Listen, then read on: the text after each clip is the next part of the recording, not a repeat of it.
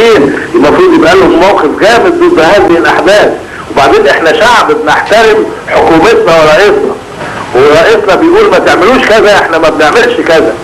انما دولت ايه، مش لاقيين حد يحكمهم ولا ايه؟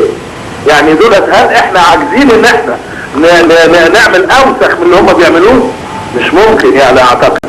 احنا الحقيقة قررنا فعلا ان الفنانين المصريين دولت مش ممكن حد هيروح يعمل اي عروض في الجزائر، ولا احنا هندي تصاريح للفنانين الجزائريين عشان يشتغلوا عندنا. يا استاذ منير، استاذ منير كل المثقفين. نعم يا حبيبي. لا النبي يقول لي قرار تاني بتاع نقابة الموسيقيين المصريين، قول لي قرار تاني. القرار يا حبيبي ان ممنوع اي موسيقي مصري او مغني مصري يشتغل يروح يعمل حفلات او فن في الجزائر. كويس؟ نمرة 2 وممنوع اي حد منهم يجي هنا. احنا مش عايزين المناظر دي. انا بحييك يا استاذ منير على القرار بتاعك. انا بحييك على القرار بتاعك.